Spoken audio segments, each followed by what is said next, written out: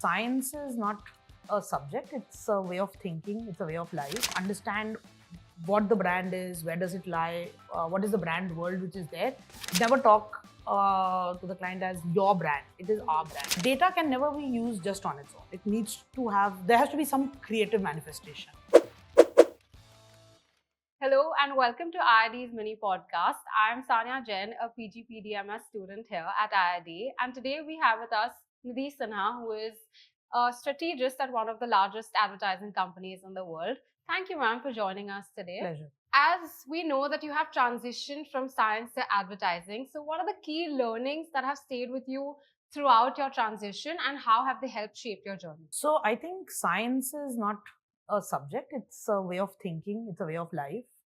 I think because I've been a science student, I look at things very logically, and I have a habit of breaking down things and going into the looking at them in a very modular approach, and then looking at and I think that is something that has really helped in my work. Well, obviously, per se, the stream that I work in today is more creative, but I think that also has a lot of scientific angle to it. So I think definitely my education has helped me in the space as well, for sure. So, as a strategist, when what are the key expectations that we have for a digital marketer at each and every at each level or rank in the organization? So, see, strategist is the one who holds the brand.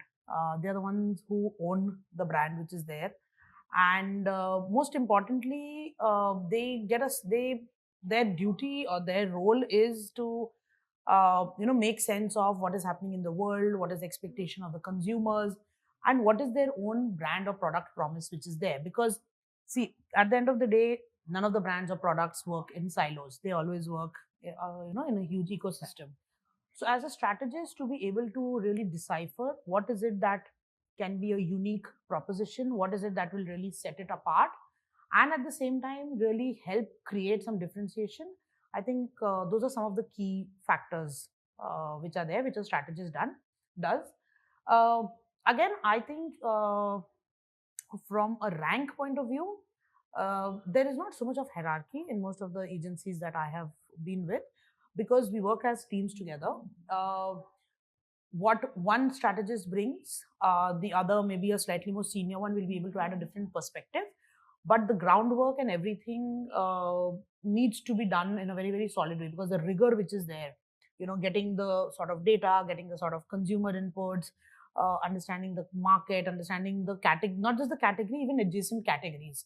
So for at different levels, you are doing different things, but with a very singular objective of helping the brand develop its core proposition and the brand identity, as we put it.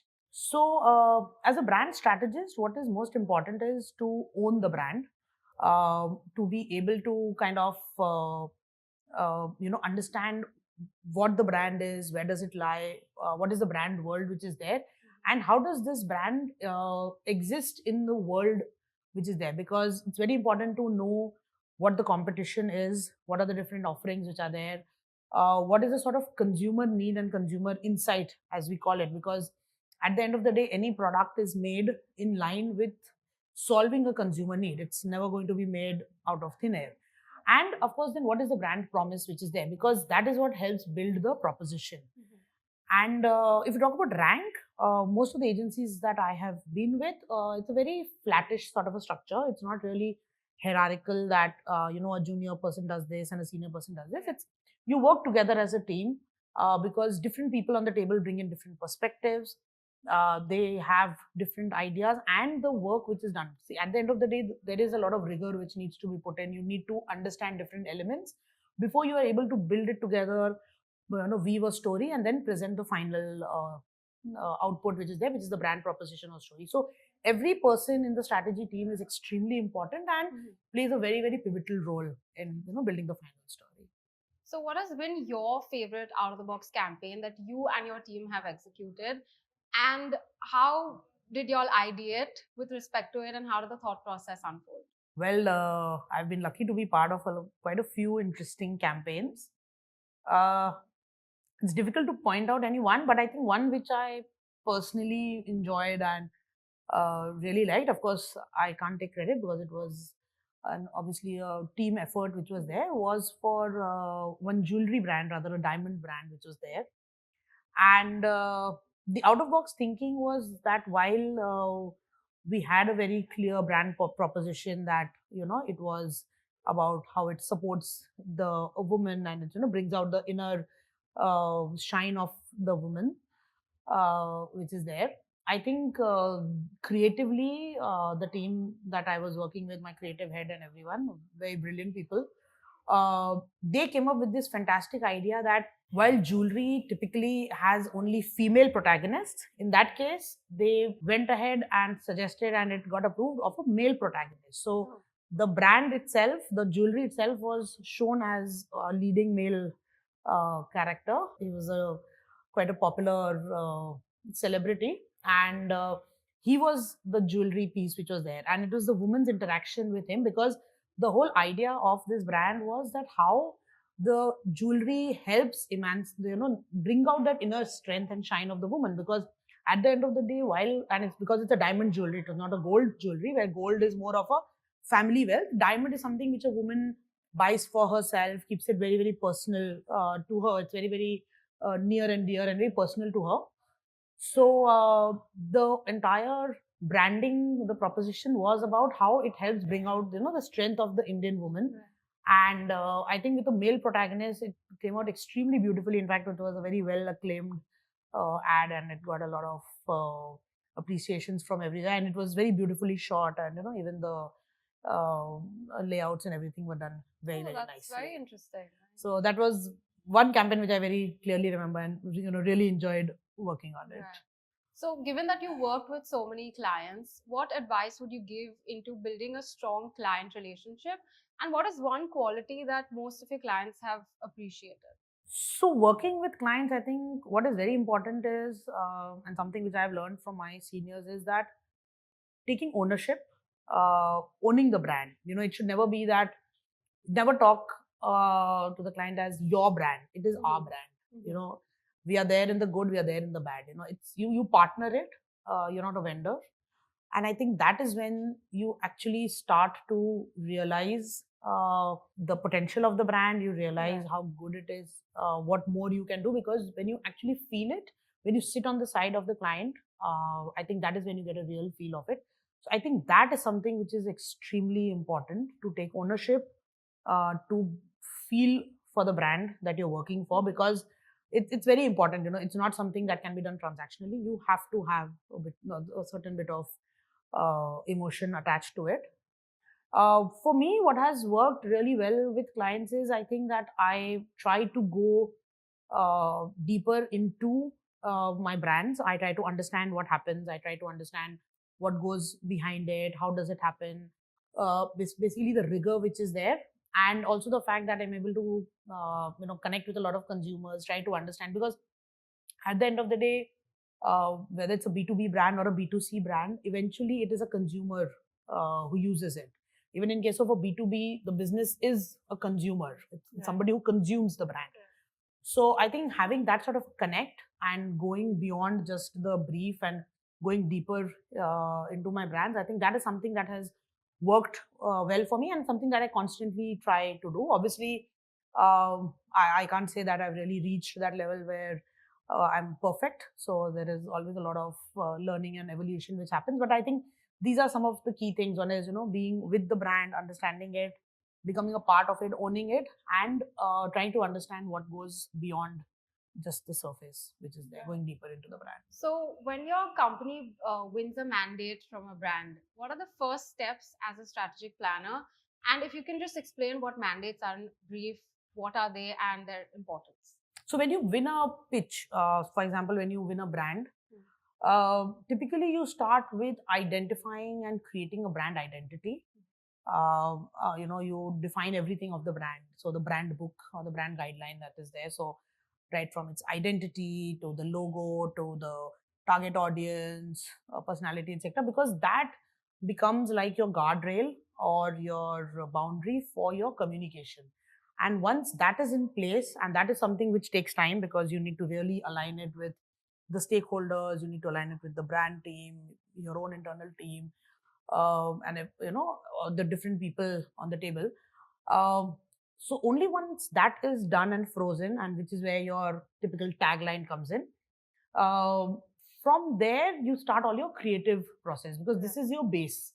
And basis this, only when you have clarity as a strategist about what my brand is, who it is, what's the personality, what does it talk about, can you go and tell your creative team that, look, this is the brand that I'm talking about, this is what it does. Otherwise, so something that I've learned over the course of the years is that the more exciting the brief to the creative, the better the output which comes in, because uh, creative teams are simply superb. Like, they can come up with the most amazing things, but if you don't give them the right brief, obviously the response which comes in will not be right. So as a strategist, you need to be extremely confident and strong and know everything about the brand, everything. You can't have you can't have fluid answers, or you can't have answers of 50% and 50%. You're like, okay, let me check and come back, because that does not make sense. So the first things first is to really get into the brand, understand it, and freeze on everything about it, and then you get into the different campaigns.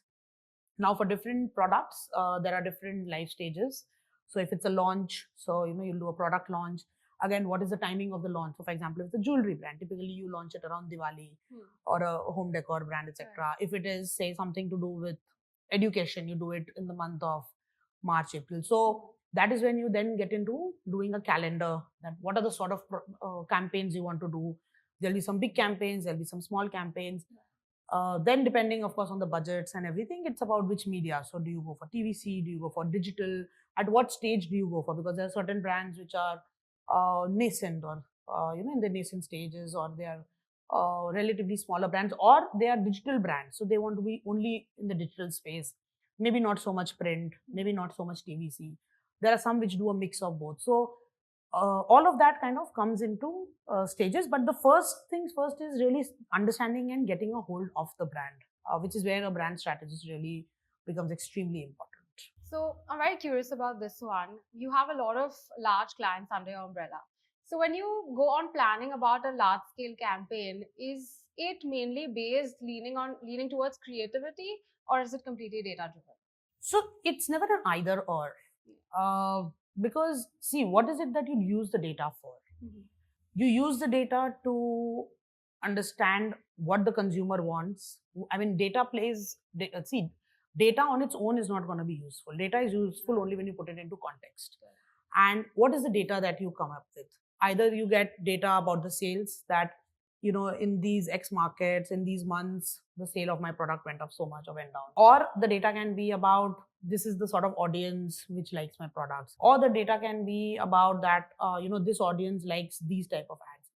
But none of it in silos can be used. What happens is, when you use this data, you marry it with your strategy, and you blend it, you give that sort of a brief when you talk it out with your creative team, and you brief them, and they come up with the most amazing responses which are there. Because it's never going to be a one, that you only use data, or you only use creativity. At the end of the day, as a consumer, what you take back is, of course, the creativeness.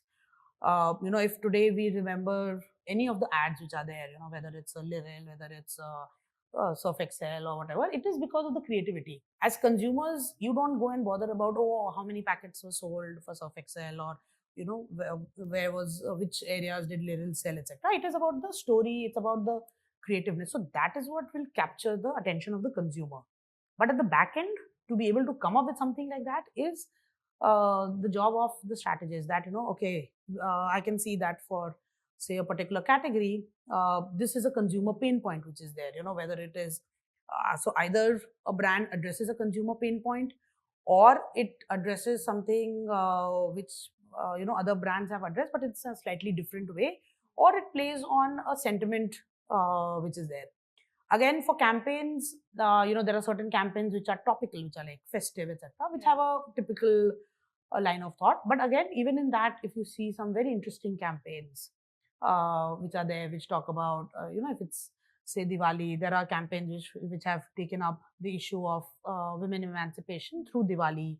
or if it's Raksha Bandhan, how certain brands are very beautifully taken up about how Raksha Bandhan means different things to different people, etc. So it totally depends on what is the appetite of the brand, what is the sort of timelines that you're looking at, and what is the end objective of the brand. Because when you define a brief, the first thing that you do is what is the objective of this campaign? Is it a campaign where you're launching a new product? Is it a campaign where you're reiterating your brand? Is it a campaign where you are trying to do something very, very different? And from that, you start building into it. But a data can never be used just on its own. It needs to there has to be some creative manifestation. So, how have you integrated AI or automation into advertising? And is it something as students we should, upskill on or learn? Definitely. I mean, it's a technology which is there. I know that a lot of creative people are using digital tools, which are AI tools, because it makes life easy.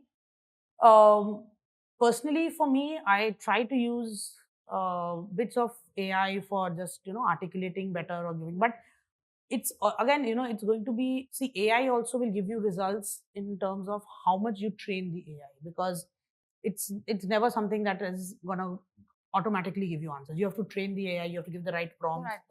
And more importantly, what comes out, if you just use it as is, it's going to be disastrous. You need to add that element of human intervention. So maybe as a starting point, it's not a bad idea, but definitely it cannot be used as is, because the depth will not be there, the rigor will not be there, and that will clearly show. As students, of course, it's technology. So it's just like saying that, should I use a mobile phone? Do you use a smartphone? Of course, you use a smartphone. But how much and where do you use and where do you stop? And in what sense? I think that's something that needs the right sort of intervention. But AI tools are there to help us. So I think we should use it that way. We should not allow it to overpower us or be totally dependent on that. Because like not complete reliable. Yes, absolutely. It's something, it's a helper. It's going to help you. And you have to also make it better. But there is absolutely no, in my opinion, there is no substitute for the hard work or rigor or the learning that comes through experience, especially of your seniors, of the people who worked, and of people who have been with the brands for long. So I think it should be used with caution, but definitely should be used. Right. So when you're hiring talent, what are the qualities that you look at, and how important do you think is personal branding while you're hiring? See, personally, when I hire, for me, I think a very important aspect is the right attitude, because a lot of it, most of it can be taught. But what cannot be taught is the attitude. The zeal to learn. The zeal to learn, the zeal to really work hard. See, especially if I talk about advertising and communications as a space, it's a very, very demanding space. It's very demanding. It has long work hours, but it's also a lot of fun. So when anybody enters into it, I mean, the glamour aspect of from the outside may be there. Typically inside, it's not there. But agencies have a very different culture, have a very different vibe. So to be able to become part of it, to be able to really, be there, give it all, because there are times when you really have to sweat it out for maybe 18, 20 hours a day. Some there are days which are normal. So that sort of willingness, that sort of dedication, and to really, get into things, go into the details, do a good job. I think those are the key attitudes which I look for. Like I said, see, aptitude, whether it is tools, whether it is a brand strategy, these are things which can be taught. They can be picked up on the way. Nobody expects a fresher to join in and do the next brand strategy. But what is expected is that how open are you to learn, how much are you willing to put in, how much of rigor and hard work you're willing to put in. So personally, for me, these are very, very important parameters that I look for. I don't have any, I never look at a certain qualification or a certain degree or anything like that. I think for me that holds the maximum value. So you have a lot of experience with data and strategy. So what are the tools that you suggest we should learn? For example, we have Google Data Studio as one. And also the way you look at data is completely analytical versus how we students look at it. So what are the early steps that we could take in order to at least try to think in your way? So there's no such thing as my way or anything. I've also picked up on the way. made a lot of mistakes, still learning. I can never say that, nobody I think is really perfect. But I think more than the tools, it's about just basic logic, being able to look at data sets. So while you've got things like Google Studios, etc., there are tools like Talkwalker, etc., which are like your uh, listening tools. Then you've got other resources like Walk, which have papers, etc., which are there. The idea is, see, learning a tool is as simple as picking up an Excel, for example. You can go into great depths into it. You can do mathematical modeling. You can use it for simple things. But what is important is to get an eye for what are the trends which are there, which are not very difficult to track. You just need to look at, what has been happening. What are some of the key things? So if I look at, for example, from a listening tool point of view, to be able to pick out that what are the key words which are really there, what is it that is spiking, and what does it mean beyond that, not just the word, but what is it that people are really looking at. Or when you're doing a quantitative consumer research, so whether it's SPSS or whatever, it will throw out data for you that, okay, in this region, in this age group, you can see a particular affluence towards certain lifestyle parameters, or you can see the usage of a particular tool in this time. See, the idea is tools are there to help us. Don't define us. And I don't think anybody should be judged because you can use a particular tool or you cannot use. At the end of the day, nobody comes into communication because they're going to be designing anything into those tools. I mean, I'm not talking about the layouts, etc. I'm saying whether it's SPSS, whether it is Talkwalker, whether it's any of the Meltwater, etc. They're tools. Right. They are as easy or as complicated as you make it to be. At the end of the day, you have to be clear that what is it that you're going to be using it for. Yeah. Using a tool cannot be an end objective. Using the tool for something is what you're looking at, and that comes in with practice, that comes in with experience, that comes in with case to case basis. So I think it's just about being very open, being open to try out new things, being aware of what is there. There are so many tools which are freely available. So just playing around with them, having a knack to play around. I think most kids do quite well in that. I don't think that's something that you need to worry overly about. So, what is the advice that you would give the marketers here? And like, regardless of the industry focus or their experience, and what is that one skill or mindset shift that we should concentrate on? Well, one advice: be positive, be very open to learning, and don't have blinders in the sense that this is what I want to do, this is the only thing I can do, this is what is the only way out. Like I said, when I started off in a completely different industry, moved into something different. Today, digital marketing is the buzzword. You don't know tomorrow what it's going to be.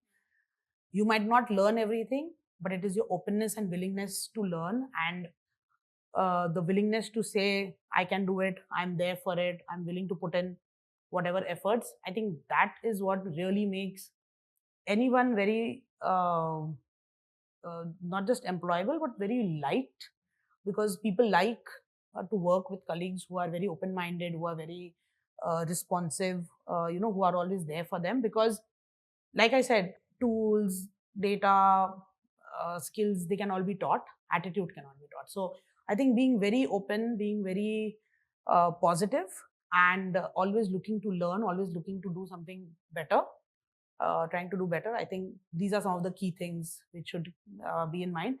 Everybody has a different career trajectory. Again, it's never going to be stagnant. It's never going to be the same. If you're moving up, you will come down. If you're going down, you'll come up. But if you have the right attitude, I think things will be sorted. Thank you so much for the session. Pleasure. We learned a lot, and I hope we're definitely going to be using your advice in the future. Thank you. Pleasure. Thank you.